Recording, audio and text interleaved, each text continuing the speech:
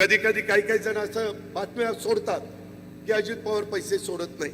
अरे पैसे सोडत नाही काय, माझ्या खिशात पैसे घेऊन बसलोय. आता लोकसभेला फटका बसल्यावर शेवटी लोकांची नाडी ओळखता आली पाहिजे. काय केल्यानंतर पुन्हा आपल्या महायुतीला पाठबळ मिळेल, काय आपल्या चुकलं का, कुठं आपण कमी पडलो, आणि त्याच्यातून आम्ही सगळ्यांनी चर्चा केली आणि तिथून लाडकी बहीण योजना पुढे आली. जबाबदारी मोठी होती.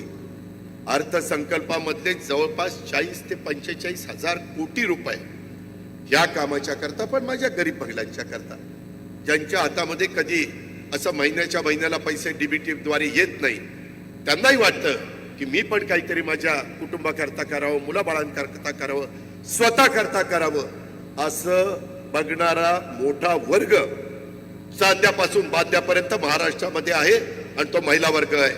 आणि त्याच्यामुळे तो विचार आपण केला. तो विचार करत असताना पुरुषांच्या करता पण आपण अनेक जण बळीराजा म्हणून काम करतात, शेतकरी म्हणून काम करतात, त्यांच्या करता देखील बरेच दिवस माझ्या मनात होतं की कुठंतरी यांना 3, 5, 7.5 हॉर्सपॉवर जेवढं आपल्याला झेपेल. कारण मी राज्यामध्ये फिरत असताना सगळ्यांना सांगतो, बाबांनो, सगळी सोंग करता येतात, पैशाचं सोंग नाही करता येत. आपला प्रपंच करत असताना, आपल्या घराचं कारभारी पण करत असताना, तालुक्याचं, गावचं, जिल्ह्याचं, राज्याचं नेतृत्व करत असताना, आणि त्याच्यातून ही 65,000 कोटीचा भार हा राज्य सरकारने त्या बाबतीमध्ये उचललाय. मी स्वतः आत्ताच मंत्रिमंडळाची बैठक करून त्या ठिकाणी आलोय. तिथं पण आम्ही सगळे येताना काही ना काही विचार केलाय की रिसोर्सेस कसे वाढतील. रिसोर्सेस पण वाढले पाहिजे.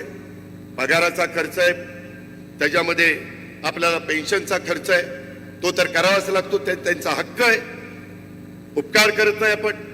आणि त्याच्यातून डेव्हलपमेंट पण झाली पाहिजे.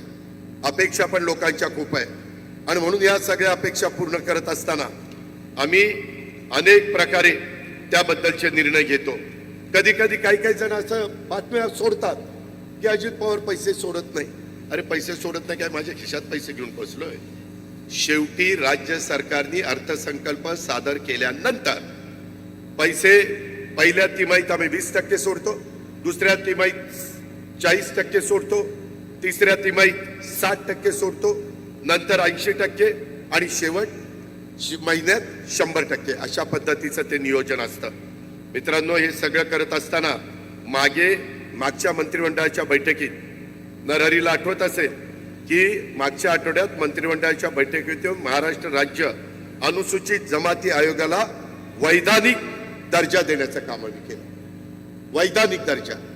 आणि त्याच वेळेस लक्षात आलं की अशाच पद्धतीनं आपल्या अनुसूचित जातीला पण दिलं पाहिजे, कारण आयोग होता परंतु वैधानिक दर्जा नव्हता. आम्ही सांगितलं की पुढच्या कॅबिनेटला विषय आला पाहिजे.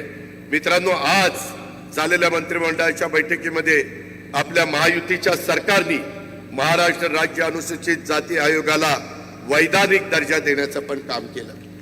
तुम्ही लक्षात आणून द्या, अनेक कार्यकर्ते, अनेक सहकारी आहेत. शेवटी आपल्याला काम करायचंय. जनतेने आपल्याला मोठ्या ताकदीनं निवडून दिलेलं आहे. आता जनतेचा विश्वास ह्याला कुठं तडा जाऊन द्यायचा नाही, आणि तशा पद्धतीनं आपल्या सगळ्यांचं काम त्या ठिकाणी सुरू झालेलं आहे. आज